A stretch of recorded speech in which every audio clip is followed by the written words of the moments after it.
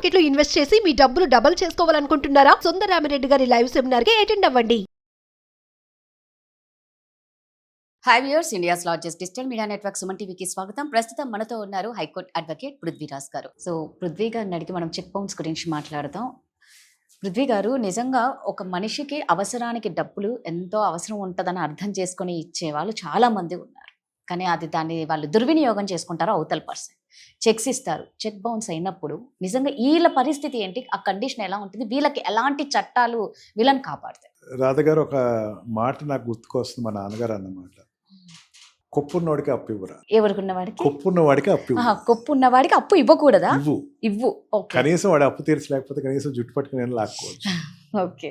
అప్పు ఇచ్చేటప్పుడమ్మా చాలా జాగ్రత్తలు తీసుకోవాలమ్మా. ఒక మనిషి మన దగ్గరికి వచ్చి నాకు తీసుకునేటప్పుడు వాడికి ఉండేటువంటి సైకలాజికల్ నీడ్ డిఫరెంట్గా ఉంటుంది. సైకలాజికల్గా ఉండేటువంటి పరిస్థితి డిఫరెంట్గా ఉంటుంది. కొంచెం అది తీర్చగలిగే టైంకి వచ్చేటప్పుడు ఏంటంటే వాడు ఒక ఫీల్డ్లో వస్తాడు. మేడం, ఎందుకు నేను ఇవ్వాలి, తీసుకున్నా అన్నది మర్చిపోతాడు. ఆ టైంలో ఇచ్చిన వాడు దేవుడు అన్నది సంగతి మర్చిపోతాడు. ఇచ్చేటప్పుడు ఏమవుద్దంటే, తిరిగి తీర్చేటప్పుడు ఏమవుద్దంటే, నీకు ఎందుకు ఇవ్వాలి, సగం ఇస్తాను, లేకపోతే స్టేషన్ దగ్గరికి కూర్చుందాం, లేకపోతే పలానా దందాలు చేద్దాం, వాళ్ళ దగ్గర కూర్చుందాం. ఇది నేర్చుకుంటారమ్మా ఎక్కువ వాళ్ళు ఇచ్చేవాడప్పుడు. 60 to 70% ఈ మధ్యన నేనంటే, ఒకప్పుడు అంటే ధర్మంగా తీసుకున్నవాడు వెంటనే ఇచ్చేసేవాడు, ధర్మ వడ్డీలు కూడా ఉండేవి. ఇప్పుడు ఏంటంటే 60% ఎట్లా ఎగ్గొడదాము, ఎట్లా దీని నుంచి బయటపడదాము అనేటువంటి ఆలోచనతో ఉన్నారమ్మా సమాజంలో కూడా. డబ్బులు ఇచ్చేవాడు కరువు అయిపోయాడు అని చెప్పచ్చు. భయపడిపోతున్నారు. భయపడిపోయి ఇంకెందుకులే, ఒక బ్యాడ్ ఎక్స్పీరియన్స్, ప్రతివాడికి ఇంకా మనిషికి మనిషి సహాయం చేసుకునే రోజులు తగ్గిపోతాయి. ఇట్లా కాకుండా నేను ఏమని చెప్తానంటే అమ్మ, సెక్యూర్డ్గా ఇవ్వండి. ఎవరికైనా ఇచ్చినప్పుడు ప్రోనోట్ మీద మీరు ఫిల్ చేసి దాని సంతకం తీసుకోండి, ఒక చెక్ తీసుకోండి. 2 హోల్డ్స్లో మీరు అడగచ్చు. ఒకటి ఏంటంటే, ప్రోనోట్లో రికవరీకి వెళ్ళచ్చు, వాడికి ఉన్న ఆస్తి ఏదైనా ఉంటే దాన్ని జప్తు చేసుకోవచ్చు. అండ్ చెక్ బౌన్స్లో అతన్ని జైలులో అరెస్ట్ చేయొచ్చు. సివిల్ కేసులో ఏమవుతుందంటే అరెస్ట్ చేయడానికి ఉండదమ్మా. వాడి డబ్బు వాడికి ఏమైనా ఉంటే కనుక వాడు ఇవ్వాలి, లేకపోతే వాడు ఆస్తి జప్తు చేసుకోవాలి, ఆక్షన్ చేసుకోవాలి. ఒకవేళ ఆస్తి లేదు, ఆక్షన్ లేదు, అయినా బతుకు బాగుంది అనుకుంటే వాడిని జైలుకి, సివిల్ జైలు అని ఉంటుంది. ఆడవాళ్ళని అయితే పంపించడానికి అవ్వదు, కానీ మగవాళ్ళని మాత్రం పంపించవచ్చు. అదైనా సరే సివిల్ జైలు పంపించాలంటే డబ్బు ఇచ్చినోడే పోషించాలి. ఆ జైల్లో కూడా పోషించాలి. 1 నెల 2 నెలలు వేస్తారు. ఆ నెలకు 2 నెలల ఖర్చులు కూడా ఇతనే కట్టాలి. ఆడ హ్యాపీగా నేను థాయిలాండ్ వెళ్ళాను, హాంకాంగ్ వెళ్ళాను, వెళ్ళి వచ్చేస్తాను. అందుకని చెక్ బౌన్స్ ఏంటంటే ఖచ్చితంగా జైలు పడుతుంది.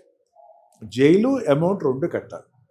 వాడు 6 months నుంచి 1 year వరకు జైలు ఉంటుంది, లేకపోతే 2 years ఉంటుంది జైలు. అండ్ ఆల్సో అమౌంట్ ఇవ్వకపోతే ఇంకొక 6 నెలలు అదనంగా వెళ్ళాల్సి వస్తుంది. అందుకని దీనికి భయపడి కనీసం వాడు ఇచ్చే అవకాశం ఉంటుంది అని చెప్పేసి చెక్ బౌన్స్లో 138 కేసెస్లో ఏంటంటే చాలా రిఫైన్ అయిపోయినామండి. మనకి ఈ మధ్యన అంటే అబ్రాడ్ యుఎస్లో ఉండేటువంటి కల్ట్ అంటారు దాన్ని. యుఎస్లో కనుక ఒక మనీ ఎక్స్చేంజ్లో కనుక అమౌంట్ ఎక్కడైనా డిఫాల్ట్ అయితే వాడి లైఫ్ ఖతం. వాడికి ఏ బ్యాంకు అప్పివ్వదు, ఇన్సూరెన్స్ కంపెనీ క్లోజ్ అయిపోద్ది, ఏ ఇల్లు రెంట్కి ఇవ్వరు. ఇంకా సిబిల్ స్కోర్ మీద విపరీతమైనటువంటి ఎఫెక్ట్ పడుతుంది. ఇండియాలో సిబిల్ స్కోర్ బాగోపోతే వాడు వ్యాపారం ఆపేసి వైఫ్ పేరు మీద పెట్టడం జరుగుతుంది.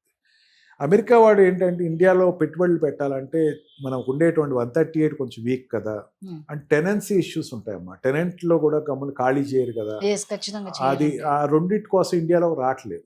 ఇప్పుడు ఏంటంటే దాన్ని రిఫైన్ చేయడం కోసం ఏంటంటే judgements also very much profile. డబ్బు ఇచ్చిన వాడు చెక్కు ఇచ్చాడు, డబ్బు తీసుకున్నవాడు చెక్కు ఇచ్చాడు అంటే సిగ్నేచర్ ఉంటే సరిపోతుంది. అతని సిగ్నేచర్ ఉండి కన్సిడరేషన్ అంటారు. కన్సిడరేషన్ అంటే ఎందుకు, ఏ సందర్భంలో ఇచ్చాడని ప్రూవ్ చేయగలిగితే ఖచ్చితంగా అతను కట్టమనే తీర్పులు ఇస్తుంది. 100% అతను కట్టాల్సిందే. నేను చెక్ ఇచ్చాను, దులిపేసుకున్నాను, పారిపోయాను, లేకపోతే లేదు. ఈవెన్ ఆస్తి కూడా జప్తు చేయొచ్చు. ఆస్తి కూడా జప్తు చేయొచ్చు. మళ్ళీ అది రెవెన్యూ రికవరీ యాక్ట్ ప్రకారం కలెక్టర్ ఆక్షన్కి వేసుకోవచ్చు, అమౌంట్ తీసుకోవచ్చు. చెక్ ఇస్తే మాత్రం కొంచెం ఎక్కువ సెక్యూరిటీ మనిషికి ఉంటుంది. అంత తప్పించుకుంటాం అంత ఈజీ అయితే కాదు. అందుకే ప్రతి వాళ్ళు ఏంటంటే డబ్బు ఇచ్చినప్పుడు కాస్త సెక్యూరిటీ అనేది తీసుకోవాలి. ఒక విషయం బాగా గుర్తుపెట్టుకోవాలమ్మా రాధ గారు, మనిషే రేపొద్దున పోతే. అందుకని ఇచ్చేటప్పుడు కనీసం మనిషి పోవటం అంటే చనిపోవచ్చు, లేకపోతే పారిపోవచ్చు, కనీసం చెక్ ఉంటే కనీసం వీ కెన్ ఆస్క్ సంథింగ్. ఎవరి మీద మీరు ఇవ్వండి, తప్పేం లేదు. డబ్బు వాడు అడిగాడు ఇవ్వండి. సెక్యూరిటీ తీసుకుంటే ఇబ్బంది ఏంటి, మొహమాటం ఏంటి అని అడుగుతూ ఉంటాను. Cheque is nothing but an amount అమ్మా. మీరు చెక్ మీద ఉండేటువంటి స్టేట్మెంట్ అది, I promise to pay this much of amount to the holder అంటది. మనకి 100 రూపాయల నోట్ తీయండి, 10 రూపాయల నోట్ తీయండి, రూపాయి నోట్ తీయండి, దాని మీద కూడా అదే స్టేట్మెంట్ ఉంది. I promise to pay so and so amount. Value అంటారు అమ్మా. చెక్ ఈజ్ మనీ, డబ్బే అమ్మ అది. ఆ డబ్బు చెల్లలేదు, దొంగ నోట్ ఇచ్చినట్టు లెక్క అమ్మ కోర్టుకి. అందుకని ఏంటంటే చెక్ ఈజ్ దిస్ 138లో నెగోషియబుల్ ఇన్స్ట్రుమెంట్ యాక్ట్లో చెక్ చాలా powerful role, pivotal role participate చేస్తుంది. సో నిజంగా పృథ్వీ గారు చెప్పినట్లు అవతల పర్సన్ని చూసి ఇవ్వండి. కానీ అందరు అనుకుంటారండి మంచిగా డబ్బులు ఇచ్చే వాళ్ళకి ఓడి ఇయ్యడరా, ఎగ్గొట్టే వాళ్ళకే ఇస్తారు అనేది ప్రతి ఒక్కరి దాంట్లో ఉంది. జెన్యున్గా ఇచ్చేవాడికి ఎవ్వరూ ఇవ్వడు, వాడికి డబ్బులే పుట్టదు పాపం. ఎగ్గొట్టే వాళ్ళకు మాత్రం అసలు కొంతమంది ఎన్ని కోట్లు అప్పులు చేస్తూ ఉంటారంటే అసలు ఇచ్చేవాళ్ళు ఎలా ఇస్తారా అనేది అర్థం కాదు. సో నిజంగా ఇచ్చేటప్పుడు 1కి 10 సార్లు ఆలోచించండి. పృథ్వీ గారు అన్నట్టు మనిషి లేకపోయినా లేకపోతే వాళ్ళు పారిపోయినా మీకే కష్టం. Thank you. Thank you very much.